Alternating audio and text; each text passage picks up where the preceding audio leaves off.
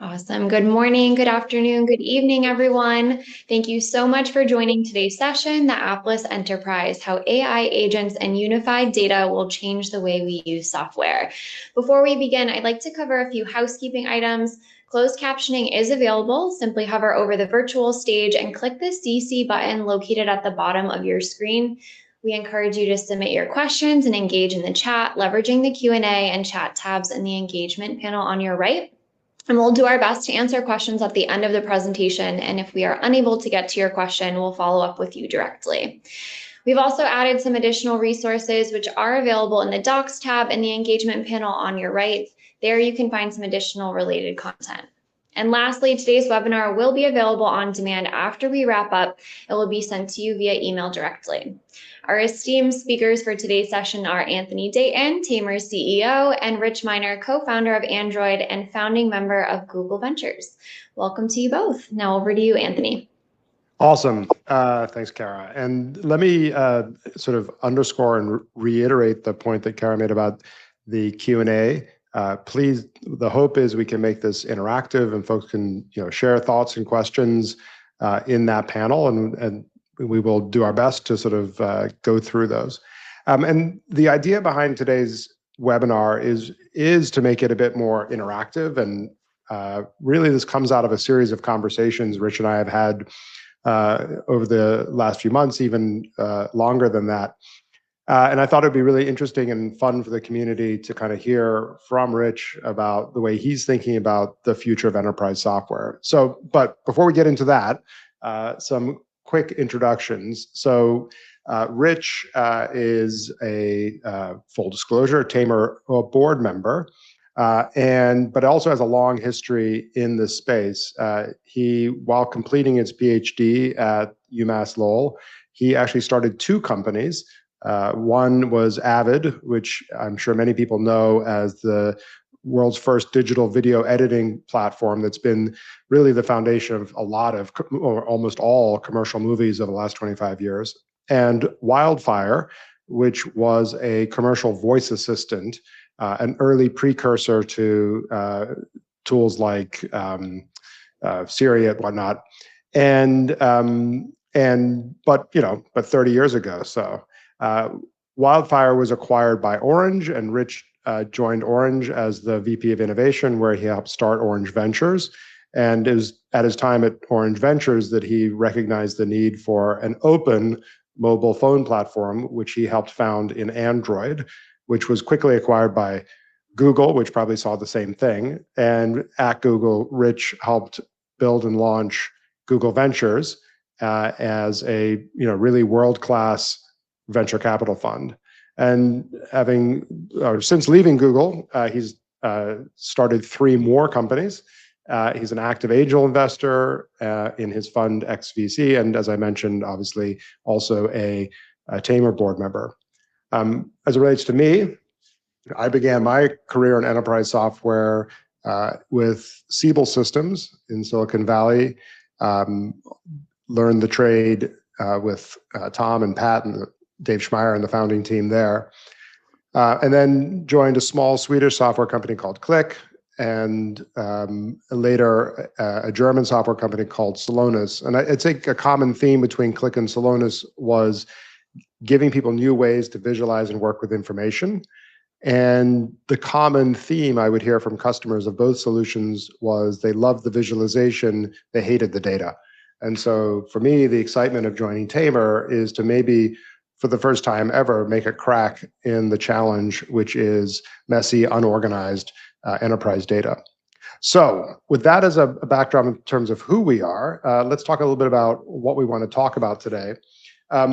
So we really want to talk about this idea of the Appless enterprise. But instead of jumping right to the punchline, I think it'd be helpful to give a little context for folks in terms of how we come to some of these ideas. And we're going to sort of take a step back and do a little bit of a history lesson. Both Rich and I have obviously a lot of experience in the enterprise software space and the software space more generally. And so we share some of our perspective in terms of how we think about the space. I think it's also important to ground ourselves in the actual capabilities of AI systems And there's obviously some debate in the industry as we speak on this point. And then I think we will get into the meat of what is this appless enterprise? What do we mean by that? And talk about what the implication of the appless enterprise is on enterprise data. So that's sort of the flow of the conversation today. And so I thought we might start, Rich, and talk about this connection between consumer software and enterprise software. And in some sense, you and I represent maybe barbell, opposite ends of a barbell here, although you've obviously a lot of experience in both domains of consumer software and enterprise software. And I've had this point that I've made over the years, which I've playfully called Anthony's axiom, which is that enterprise software just reflects, in a way, what we see in consumer software 5 years ago. And I threw a couple of examples up here on the screen. Obviously Google search as a consumer experience launches, and then not exactly 5 years, but roughly 5 years later, you start to see enterprise search tools like Solar, but also Fast for SharePoint, et cetera.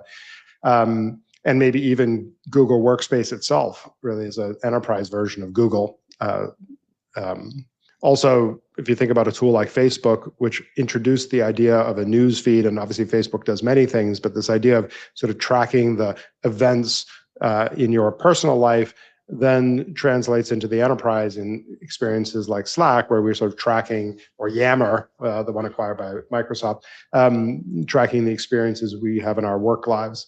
And then the other example, obviously, is Wikipedia, with consumer knowledge and information mirrored by what we see in the enterprise with things like Confluence. But anyway, I'm curious from your perspective. There's one very obvious missing example here, which I'll leave to you, I guess. But your view on Anthony's axiom. Yeah, I think it's from my perspective, it's partly right. And so I think the key thing here is the user experience is led by consumer. Consumers, kind of by definition, have a lower tolerance for pain on the user interface. They because the user base can be so broad across consumers, and this idea in the enterprise, you might have domain experts who are getting paid to do a job. They are willing to learn how to use hard to use software. You can't do that with consumers, so it has to be simple. And I think that the simplicity, the elegance of user interfaces, the search box interface, what we're now seeing with voice interfaces, but even the graphical user interface, I think these were probably probably made the bigger mark and a bigger shout was from consumer adoption of those experiences. I think if you trace them back, it's a little more subtle, and we don't need to get into that. But the graphical user interface, popularized by the Mac and then Windows for consumer, was first developed for the Xerox Star, which was with an enterprise office productivity in mind, right? So I do think there are a lot of inventions in software that came out of an enterprise demand, because that's where there was potentially going to be profit. The word processor, again, popularized as the Wang word processor, as these devices used in the office. But then they really, the interface gets simplified through that adoption, early invention, then kind of mass adoption for consumer makes things a lot more consumable and easier to use, and benefits the implementation and cycle of those things in the enterprise. So I think we're effectively saying the same thing. Certainly from a consumer experience, those trends happen first with consumers, and then they figure out how to simplify enterprise software with the same kind of experiences. Yeah, and I would also add that I think that there's the personal experience of these technologies in our personal lives then translate into work. So we have these, in the example of, just to pick the first one, Google, many people have been Googling things for many years and then would come to work and not be able to Google things. And they would say, oh, this is so frustrating. I can do this in my personal life. Why can't I do this at work? And then the market steps in to address that gap. Yep. Nope. I would agree with that. Right. And again, that's the elegance of the demand. Boy, if I can do this in my consumer, or if it's this easy for me to do something with a consumer app, why can't I have that same simplicity in the enterprise? And you saw that even, with the adoption of mobile devices, right? The preferred mobile device was, the RIM, and kind of more sophisticated or complicated, I guess I'd argue, feature phones. And then, most enterprises didn't want to adopt iPhones because they weren't easy to, when they first came out, they weren't very enterprise friendly. But when your CEO and all your C-levels start, walking around with iPhones and kind of demanding that they have access to systems, and you have to bring that level of interface back into the enterprise and figure out how to make it a supported tool in the enterprise, even though IT initially might have resisted it. Yes, couldn't agree more. And with that same spirit, and sort of stepping back a little bit and thinking about where we stand today with the rise of AI, again, I think it's useful to put this in some historical context. And this is a framework you've developed, and I think is very useful as a way to think about this. So maybe you just share your thoughts and thinking behind where we stand today in terms of this broad mega trend of AI. Sure, and I think the AI example probably is a wave that I think, unlike the other ones, which felt relatively cyclical, and I'll explain that. I think AI is one that feels fundamentally different, and I've lived through effectively all of these transitions. I learned how to program on punch cards, and had some of the first PCs back in high school. So, one perspective is I think people tend to make a big deal out of how things change, right? How the mainframe computer to the computer on your desk to then the web and then to the mobile phone, like how each of these felt like huge impacts, and they were huge impacts in terms of the markets created, the opportunities created, the companies that disappeared and appeared with each of those transitions.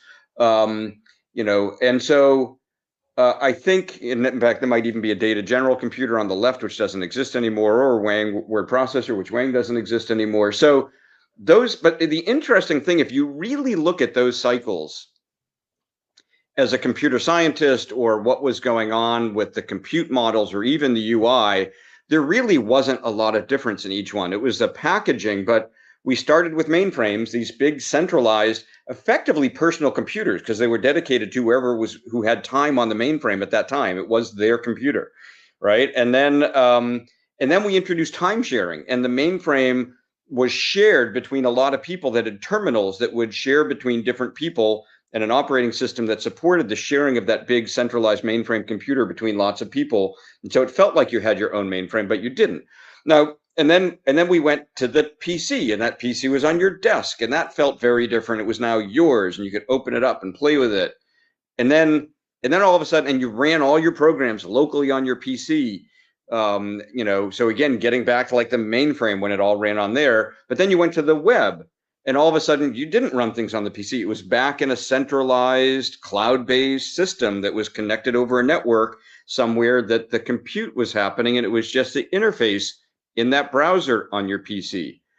Oh, but then mobile phones were back to PC. We're back to personal computers again, because this thing in your pocket is just, again, I've got my apps on this device, I'm running them here. And so the interesting thing is those were cycles.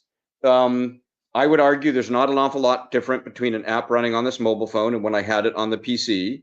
I would argue there wasn't a huge difference between when I was time sharing on a screen, a bit of a computer, and had the data on the computer and just the interface on the screen, to a lot of our web experiences today. But each of those steps enabled lots of different apps and lots of different capabilities. But the funny thing was, the compute model really didn't change that much through all of those iterations. We used very similar types of programming languages called ALGOL-styled programming languages, C, Fortran, right? Pascal, then Java and Perl and other languages, but they were either interpreted or compiled languages that were still kind of step-by-step languages. And it really just was, is the computer, is that program running here on my device, or is it running like this webcast on some centralized server somewhere? The big thing about AI that's different is that in each of those transitions, the man-machine user interface didn't change a lot, and we'll talk about that in a minute. But I think with AI, it is a trend. It is definitely going to be as impactful as any one of these preceding it. And I think, for reasons we'll continue to discuss, I believe that this one, it feels different than past trends. It feels like it's going to definitely have at least as much impact as each of those previous trends, but I think potentially more, and for some, some fun reasons that we'll, hopefully chat more about. Yeah, no, agreed. And it's funny you mentioned that you did your first programming on punch cards. My first experience with punch cards is having my dad bring them home from the Dartmouth, and I would make paper airplanes out of them. So less programming, more functional use. But I think the meta point is really right, which is really the debate has been where we locate the compute. And as we'll talk about, the question and opportunity that I think we are presented with is really a different kind of compute model. But let's get to that. Before we get to that, let's talk a little bit about I think the underlying idea here, which is disruptive technology. And we won't go through this in excruciating detail, but I think it's good to locate our time today in the context of this isn't the first time we've seen a disruption in a market. And one criticism of, at least from, and I had the benefit of taking Clay Christensen's class when he was teaching it, it's a very good description of a situation, but it's a very poor at describing what causes that situation or how you would identify that you're in a moment of disruption. It's almost like you almost tell executives, you'll know it when it happened, and then you're too late to react, which feels very unsatisfying. But one of the things that I might sort of add to this idea, like how do you know you're in a moment of disruption? There are these kind of telltale signs, and I think we see a lot of these currently in the AI space. So, for example, when you're part of a disruption, it occurs because there's a platform shift. There's something outside of you that happens to you. I call this exogenous platform shift. Something happens to you that allows you to change the dimensions of competition. Often it changes the price value mix. So all of a sudden you go from you can see not like 10% price improvements, but 10 or 100x price improvements. And you also see what I labeled incumbents doubling down. So you see this, incumbents will sort of blow it off and say, this isn't a real change, it's only a minor thing. And you also see the market getting bigger. I think this is a really important idea that Clay points out, which is that in these disruptions, you see a whole new set of customers. And like if you think about something like AI, you have new people who can be programmers because now they don't have to, there isn't the high barrier to entry there. And last but not least, this idea of featureization, which is incumbents will just tack on AI and say, oh no, now we have AI because we added a chatbot. But I'm curious, Rich, your thoughts here, and I think it would be fair to characterize you and Android in particular as a true disruptor. And you really led the charge in disrupting an industry and a market. But your view on this? Yeah, I mean, I think I quote this a lot for people because I see a lot of companies that kind of bury their heads in the sand when there's evolutions, and I've for decades say you have to disrupt or be disrupted. Like, and you whenever there's a new trend coming, you want to be the one that disrupts you, and it's really hard for companies to do that because disrupting it, and this is why they double down, puts at risk all of their current revenue streams and how they do business. And it's really hard for companies to do that because companies are really set up to largely do 10% incremental improvement. Like they focus on very incremental, this thing's going to make this thing 10% more efficient. Want to make our sales team 10% more efficient, or maybe 20%. One of the things I liked about the early days at Google was Larry Page fundamentally believed that something wasn't worth doing unless it gave you a 10x improvement, not a 10%, but a 10x. And And that drove a lot of projects, and that drove a lot of people's thinking. People like Jeff Dean would often quote that to their teams. And that's how I've always thought. I always like working on, big disruptive things that take advantage of evolutions and coming evolutions of technology to do things. And you see it in each wave. Some people either can get ahead of that and realize it's going to be disruptive, or they suffer. And again, if we go back to that PC example, right, the Wangs, the Apollo computer, Digital Equipment Corp, Data General, like all of these icons of the computer age 30 years ago just disappeared like dinosaurs because they couldn't understand the PC and the impact it was going to have. In fact, the incumbents, they were all denying it. And then it was the same thing in the mobile phone space. I sat down with Lazardis at RIM, at Sergey's request very early on in the days of Android, and tried to get him to get on board and adopt Android. And for him, the OS just wasn't important. Apps weren't important. They had the core communication apps, they had the core productivity apps, and they had a keyboard. And that was all they need. And so, for them, they just thought the form factor won, not the OS. And they don't exist anymore. So I think you see these cycles. I think the interesting thing here is I don't know many incumbents that actually, and this is pretty different for an evolution like this, they might not know what to do, but they're all panicked and trying to do something relative to AI. And when they for their first attempt fails, like with Facebook, they get freaked out and are spending billions to try and correct that, right? And if you look at Salesforce, so it is interesting that I think somehow most corporate tech leaders, at least, have gotten on board that this is really different. I don't think a lot of enterprises have really figured out how much and how different this is going to be, in part because the apps and the solutions aren't there yet. We're still catching up on what it actually means to have, the integrations aren't there, et cetera. But I think we're on the cusp of those pieces getting figured out, and it will certainly be interesting when it does, and it will be very disruptive. And I think the tech company realizes, I think enterprises are going to need to realize we need to get on board thinking about this, because cost of doing business, how they do it, speed of doing business, all of those things are going to change pretty markedly with the adoption of AI in the enterprise by those who do it well. And I think you'll see a gap, and a moat created by those who are doing it well and quickly iterating, and those who don't.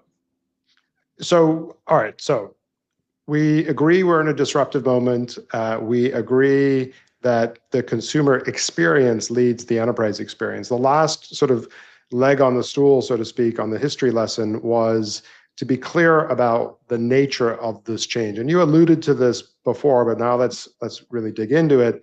It's this man-machine interface. And if you don't mind, kind of walk people through your thinking here. And before you start, I think it's worth noting that, you literally are a world expert and you've spent much of your career thinking very deeply about how people interact with their computer. Again, to underscore this point, you started Wildfire, which in its time was just a completely radical way of thinking about how you interact with a computer. Maybe too early. You can tell us. And certainly the mobile phone would be another example. So, I cannot think of a better person on planet Earth, literally, to be thinking about this. So, what's your thoughts here? Yeah, and by the way, Wildfire was unique in implementation, but anybody who watched Star Trek saw that talking to computers was a thing we were going to be doing in the future. And a lot of the things I do are kind of led a little bit by what we see in science fiction. So, I think that. And I alluded to this a little bit when I was talking about those different trends, right? There's like kind of two key things. One is the interface, the other is apps. But in terms of interfaces, even with all of those evolutions from mainframe to, today's mobile phones, web, whatever, and going back before computers, from the very first machines, and that's why that's a photo of the controls on a Model T there in the upper left. The quote man-machine user interface has never been about the man. It's always been about the machine. And even when we think, when people look at the thing in the upper left and then look at that screen, they're like, oh my God, no, there's nothing like that. One's a machine and one's a beautiful user interface. But if you look at that quote machine in the upper left, you'll see levers that you slide back and forth. There's buttons. There's a little pressure gauge, showing you the pressure inside. I think that was actually steam driven, perhaps. So there's a gauge maybe showing you something. So all of those, quote, mechanical interactions, buttons, sliders, gauges, are the same things you see on that interface, right? You've got a whole row of 4 sliders down in the kind of lower left, right? You've got these little kind of dials and gauges in the upper right? There's a bunch of buttons right in the middle of the screen that you can push on. Those aren't natural things for people to communicate with. We are communicating to a machine. So we're giving you things that translate numbers into a slider, right? Instead of just speaking the number or saying a percent, you need to communicate that by sliding something a certain percentage or value up, by indicating something, by pushing something. I don't poke you when I want your attention, right? I might raise my hands or kind of say, 1 minute, I got something I want to say, or clear my throat. So there's nothing about either of those interfaces that are actually, I think, evolved from the machine or friendly. And I think that is fundamentally the biggest shift in the user interface today. And also the underlying tech that built the user interfaces. Historically, you really couldn't build computer software unless you knew the underlying machine language. So even the programmers, they might not have, been controlling the computer with buttons. They were controlling it with these kind of arcane, 40 to 60-year-old ALGOL style programming languages to tell it instruction by instruction what to do. And all of those programming instructions are behind these buttons and levers. And the big difference today is that you can, the interface to the computer is evolving very rapidly to being the natural user interface that we all started using literally as soon as we were, shortly after we were born, and realized if we're cold and we start screaming, somebody puts a blanket on us. Or if we're hungry and we start screaming, somebody, gives us some nourishment. And the most natural user interface, again, our voice, flailing our hands, right? Our facial expressions, these are how we communicated and got people to respond to us. And that is the big difference in AI, or one of the big differences in what AI does, is it actually can respond to gestures and voice and typed word. We communicate to it this exact same way we can communicate with each other. And what that allows you to start to do is, one, to get anything done with a computer today, especially in the enterprise, often is this multi-step process.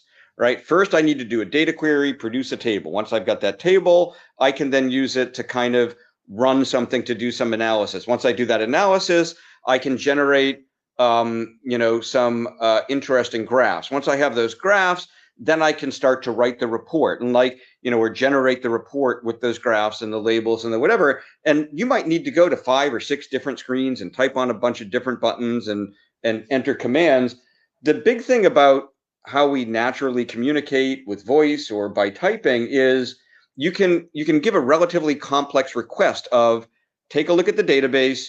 Can you look for some trends, right? Graph those for me and produce a report that has those graphs labeled. So I just said in, one sentence, something that might have required a whole bunch of different screens and interim steps that I was kind of, dictating and pushing through, is represented a little bit by that, this kind of flow through a user interface that you would normally have to do to, versus saying that, that one command that effectively flattens that whole user interface from being, and flatten comes from, typically these are menus and submenus and sub-submenus. That gets all flattened to a natural language request or query.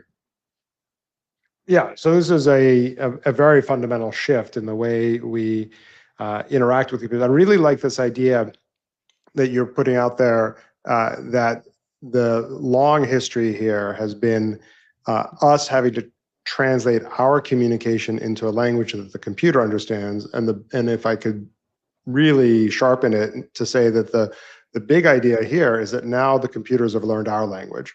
And that is a big and important step forward. So that Exactly. raises, And by the way, and it's not just yeah. one directional, right? If you do any sort of if you do a deep search in ChatGPT or some of these other systems, you can ask it a question, and it actually comes back and asks you for clarification and for more data and more information, right? So it becomes this bi-directional conversation that you're having with the computer, very different from from anything that we've seen in the past. Exactly. But which of course begs the question, how good are these things? Like, where are we on this evolution?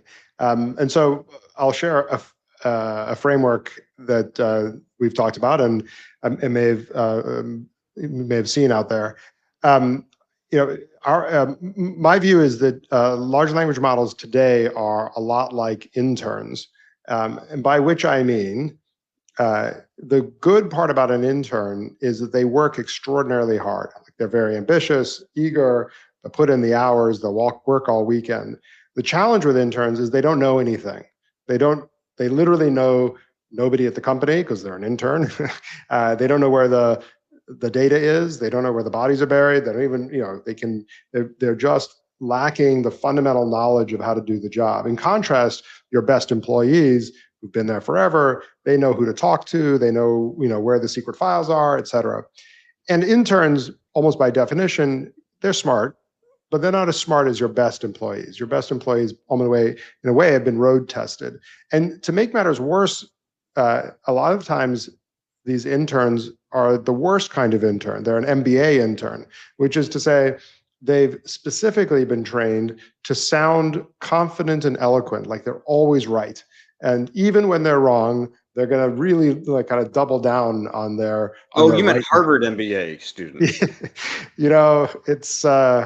It's like an albatross. Sorry to anybody in the stream that's a Harvard MBA student or an MBA student. It's very funny that I can practically see HBS from this from where I'm sitting. They sitting. might be a physics PhD as well, intern that also thinks they're always right, perhaps. But yes. Well, which actually raises the question, which is, where are we on this curve, and do we end up with systems and intelligent agents that are at PhD level? And just to support this idea, and then I'd love to get your take on it, Rich. I pulled some data for this presentation. I admit that the graph on the left is practically impossible to read, and it doesn't actually matter. You can go find it yourself if you're interested. The website's called Our World in Data, and this is data going back to 1940 about the number of floating point operations needed to train a variety of models. And these are a variety of different kinds of models, from image recognition to even including large language models. The important point about the graph is that the left axis, the y-axis, is exponential. It means that every step change in the y-axis is a doubling of the underlying data. And so what this shows you is that these things are, similarly to something like Moore's law, are doubling very, very frequently. And what I did on the right, not very sophisticated, is I just took that data and I forecasted it forward using that exponential model. I think I did 10 periods, 10 years. And what it shows you is that it's still very early days in terms of the capabilities of these models. But let me throw it to you. I'm making a conjecture here, which is that we're on the cusp of relative sophistication. In other words, what we see today is actually pretty basic. Do you agree? Well, yeah, I mean, I would say I was using that analogy 1.5 to 2 years ago. I think it's almost obsolete because I think at the rate these are improving, they are starting to be not just interns, but experts. And you said, the one thing I'll correct you on, I think, is when you said the AI is not as smart as some of your best employees, I would say it's not as experienced as some of your best employees. I wouldn't, but I challenge yet whether it's as smart. It might not have as much context, and it might not have as much domain experience. You will note in the PhD version of the slide, I upped the intelligence from a C to an A. So right. Exactly. Agreed. I think the real conclusion here is, whatever limitations you're hearing people talking about LLMs relative to being a smart worker to help you in your enterprise, just assume they're going to all go away. Like, the only thing that they haven't really shown a trend that they know how to solve yet is basically these things have been close to trained on every bit of information in the known world that we have digitally available for them to train them on.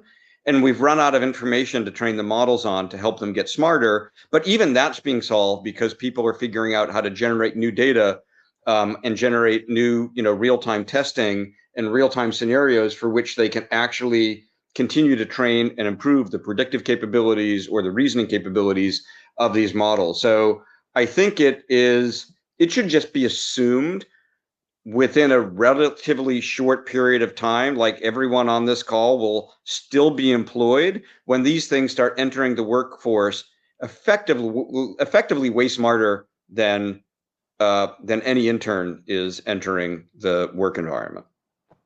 And so let's, in a way, let's bring it home. So bringing all these ideas together, I think your idea and the idea behind the webinar is this idea that we're moving to a model where we're contrasting this kind of app-centric world with this more intelligent agent-centric world, a world that moves from screens and forms, lists and forms where we expect users to do a lot of the work, to a model where we instruct an intelligent agent to do work on our behalf. And nowhere is that more obvious than in the data space. Like, we give people just a ridiculous number of very low-level tools to work with data. And really the opportunity is to think about collecting that data together, normalizing it, cleansing it, organizing it, and making it available to these AI interfaces. And so I thought, share with us, and you had a beautiful sort of analogy or example of this, your view on the appless enterprise. Yeah, and it does start with, I think we've talked a little bit about this, and it kind of your thesis about seeing this first in consumer. You're already seeing a hint of what an appless phone experience could be like in many ways, because so many people are starting to make requests like, hey, get me tickets to the show, or can you get me order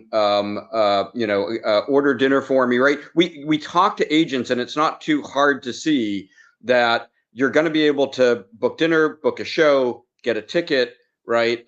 Get an Uber or some other ride simply by asking your agent to go off and do that for you.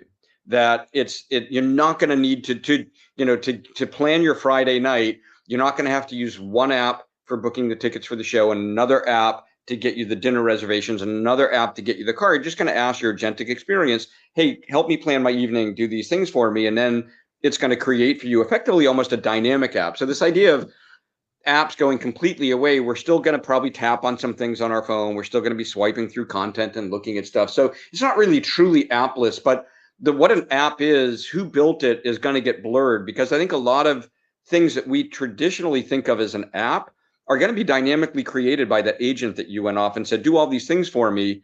And then it's going to create your Friday night app, which has the button you press when you're ready to leave the house and the car shows up, takes you to the restaurant, and you show them your reservation that you have next on your phone. When you show up at the theater after dinner, it's got your QR code right there to pick up your tickets. Like, all of that was orchestrated for you and assembled for you as a kind of Friday night app, dynamic, ephemeral app by your agent. And I think that is going to rapidly follow and be able to follow into the enterprise. Because if you think of what most enterprise software is that people are using in an enterprise, from the Salesforce system that you buy a bunch of seats for, right, to the ADP or other software for running your payroll, right, to the HR software for managing, people's, benefits and vacations and things, from the inventory software. Like, if you go back in history, those were all things done by people, right? People that kept track of some data. You had a ledger, and that ledger was your double book accounting for handling, balancing your books and managing, who owes you money, right? Who do you have to pay out to, right? Also track the inventory, right? All of that was done in ledgers, and people managed that.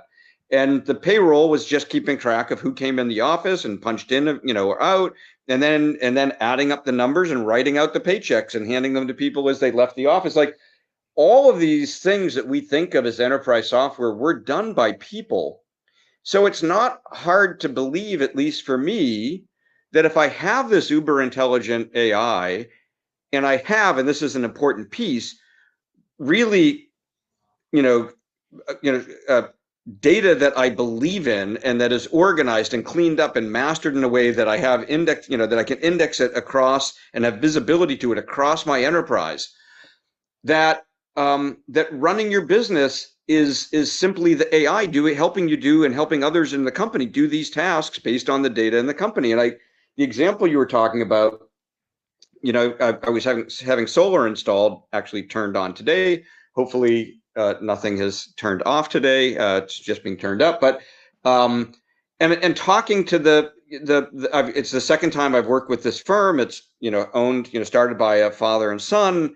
They've grown considerably, and especially with tax credits going away, he's getting all of these emails that people that want solar, and then each one of those has to be vetted, and you have to have pre-sales and sales taking a look at that for the opportunity, and then in addition to that, you need to then cost and quote out the process, and each of these is different teams of experts, typically working with separate systems, creating data, but those systems need to talk together. And this poor guy is trying to figure out, how do I connect my HubSpot CRM thing that we were just told to adopt to our customer tracking, to our sales system, to our planning systems, to then my planning needs to know where my employees are, and do I have the resource to do stuff, to then where were the employees and the billing, and then, I need the parts in time, and so the inventory. Those are all a lot of complex systems for a small business or any business of scale, but it's a good example to think of Danny and his dad's business. So imagine if Danny was to adopt an AI that he basically the first day on the job, the AI's like, tell me about your business. Well, we're selling solar. I got a bunch of people that do installs, that quote, and I got all these jobs coming in, and it's just asking a bunch of questions about the business. And it's like, great, I'm on it. And so what happens? An inbound comes into Danny or one of his sales guys' inboxes that's grabbed by the AI. The AI can automatically look up the address of the person that says they want solar installed in their house. It can do lookups on public records to see if there are liens on that address, right? Does this look like a credible client? Do they seem like they're in financial trouble? Okay, they look like a good client. Let me take a look at the house. Oh, here's the location. I can see geo maps. Those are all publicly available, right? Enriching the data that I got about the customer with this other outside data. Now I can do a roof analysis and see it looks like they actually have good exposure for sun, right? And I can maybe even take a look at some other information and try and size the house based on census or other data, or look at it and try and size and understand the house. And then literally what was probably 3 or 4 people over a week or two to try and get back to the customer, in seconds, that, Danny or somebody has something pop up that says, we got a great client, like they have this home. It looks like, based on their electricity usage and needs and what they said in their email, that they could, have a 750 kilowatt hour, 95 kilowatt hour solar system. Here's, my initial response to them that's proposing that. Do you want to kind of approve that I send this? And like click, and there's literally something that would be a multi-week process probably. There's already an offer out to that user. If that user says, yes, I'd like that, that same AI can see in the company, well, what resources do we have? When do I think we could get to that house? What projects are going on, right? It has all of so all of these different systems can be automated. Now, there's still people involved. The experts still need to approve the system. Somebody needs to decide, again, based on the AI going out and maybe check an inventory from the suppliers you work with, like, well, of the 3 panels we work with, it looks like we could do this system with either of these 2. Does somebody want to make a decision of which one? Okay, great. 48 panels, that type of panel, I'm going to put in an order for that, right? So inventory management, tracking, purchasing, all of these things, right? Eventually slotting the resources to go out, and then time tracking, generating the payroll, generating the invoice to that customer. You could imagine all of those tasks being done without those 30 different software, or not 30, but at least half a dozen or more different software systems that these poor companies need to adopt, integrate. And if you're larger, it's just worse, right? If you're a really large company, you have 2 choices. You either talk to a management consulting firm about building bespoke software for you to automate your processes, which, by the way, it's the same process. Team comes in, asks you how your business operates, you explain it to them, right? They charge you millions of dollars to set up the workflows and whatever, and then they charge you licensing for the software that they buy or build or license and then glue together. Every piece of software that's glued together is an opportunity for fragility, for things to break, for security threats. Like a lot of security threats come from those APIs that we put in systems to integrate those systems. And at the end of the day, most of these processes in the future, I believe, and by the way, the spec that you gave that AI through that dialogue, the AI generates a written document that says, here's how your business runs, right? I will only accept jobs of this size and up to this size, right? Because, you only do residential, right? But then at some point you go edit that document and say, actually, we're now able to do, industrial projects up to this scale, anything that's up to so many kilowatt hours.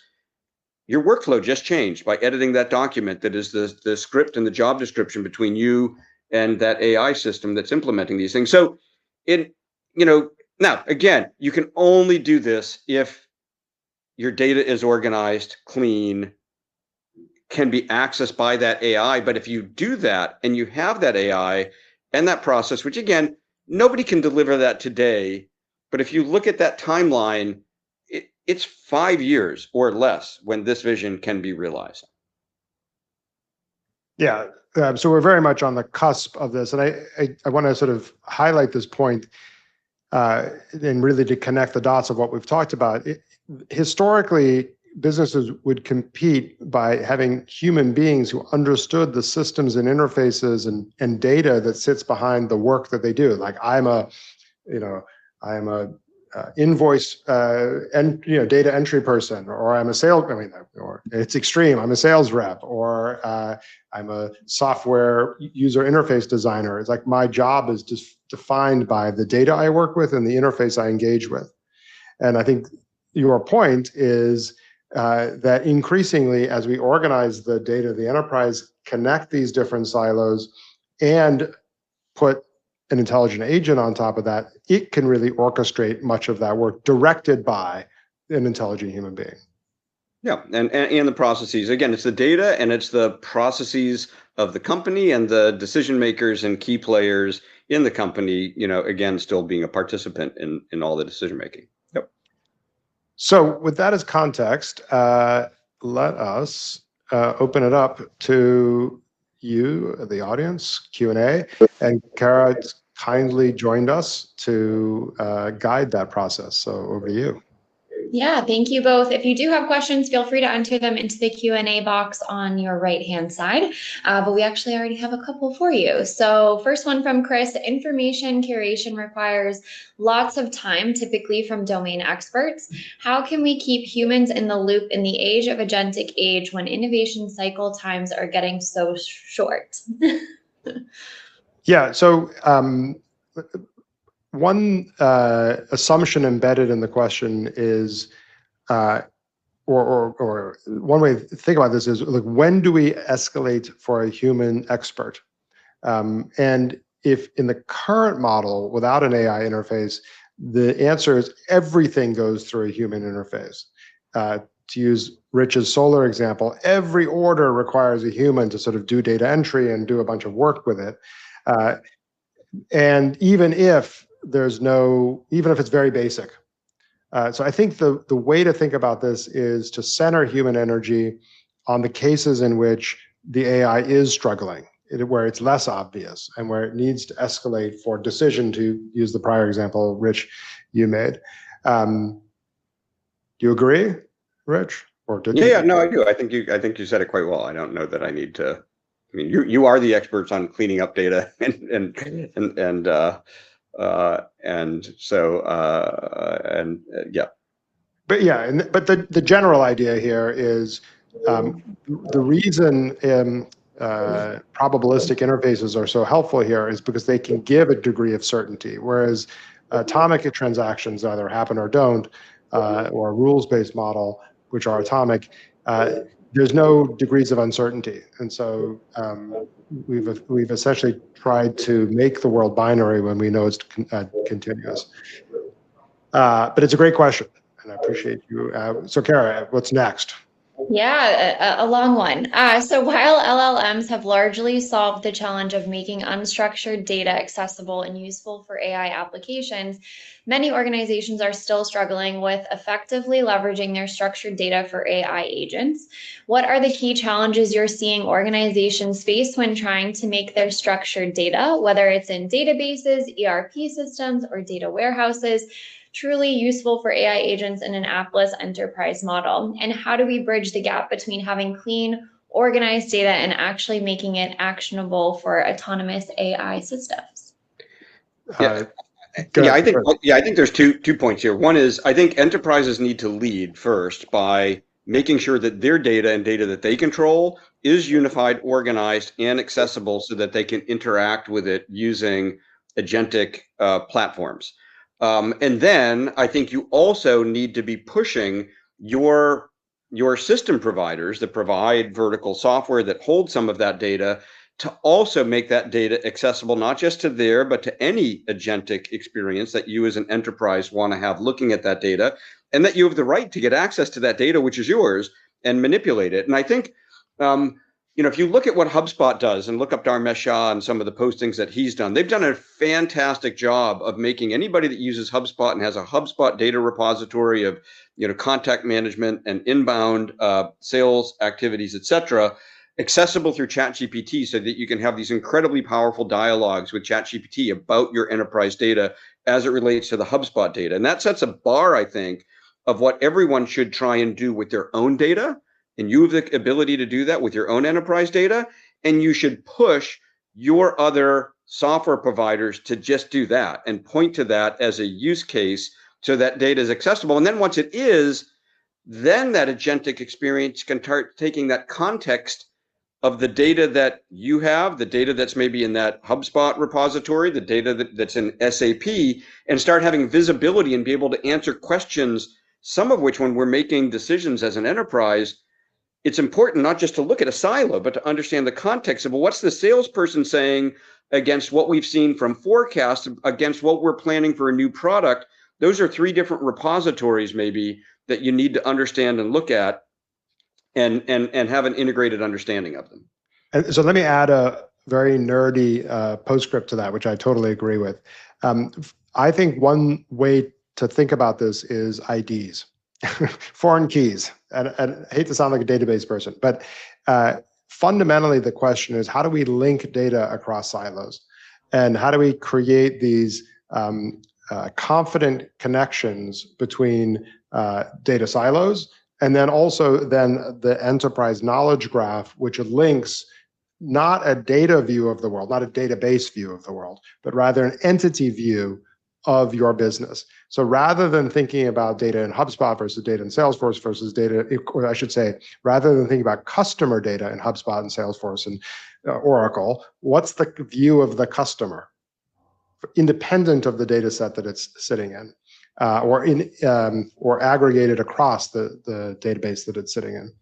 And then the last thing I'll add or underscore actually is a point that you made about accessibility to data. I think one thing you're going to see in the next few years is data or legacy enterprise applications locking data down and not providing access to it.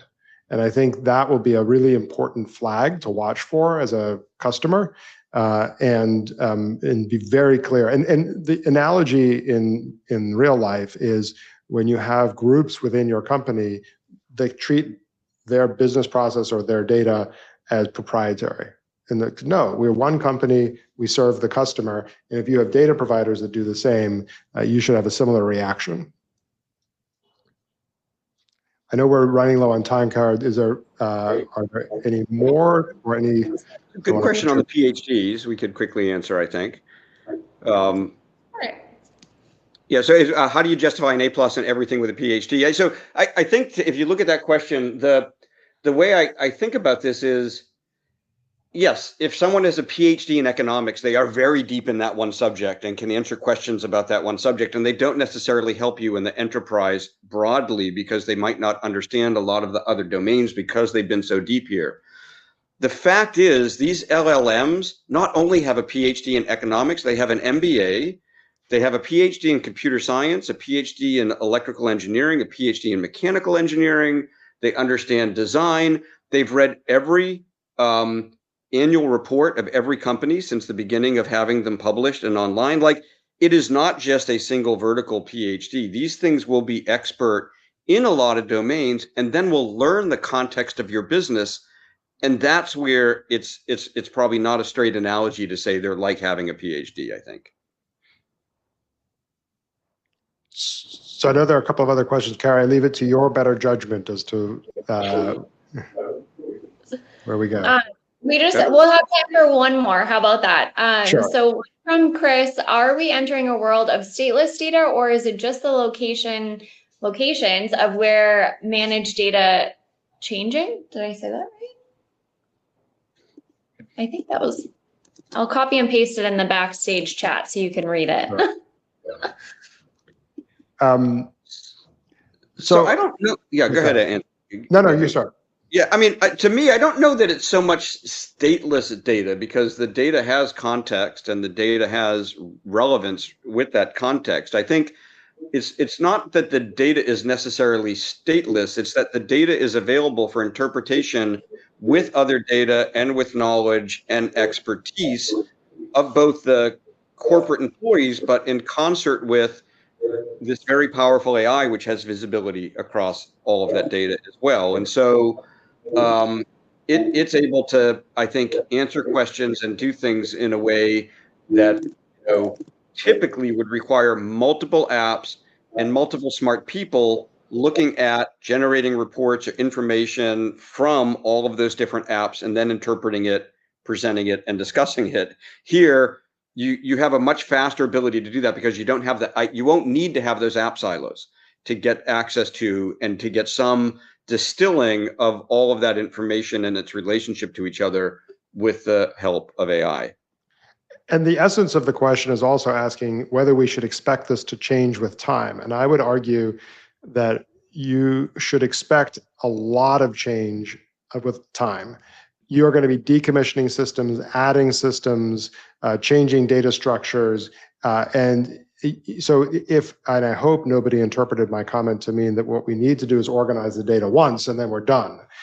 Quite the opposite. We should think of a dynamic system, which is in a way always watching your data, organizing it, but organizing it through the lens of the, to use my language, the entities that matter to your business. Who are our customers? Who are our suppliers? Where do we do business? What locations are we in? Like, you can run down for your business what the entities are, organize that way, and leave the systems to morph and change as, in fact, create that level of indirection. That'd be very, very powerful for everyone. All right. Well, we have a ton more questions, but unfortunately are out of time. So we have a record of them and we'll follow up with you directly. But thank you so much for joining us today. We hope you found the session valuable. And just a quick reminder, today's webinar will be available on demand. You'll see this in your inbox shortly. So you can rewatch it or you can share it with your colleagues. And then before you go, I am going to launch a survey in a moment. We'd love your feedback. It should only take a minute or two and will really help us continue to improve and bring you the content you want to see.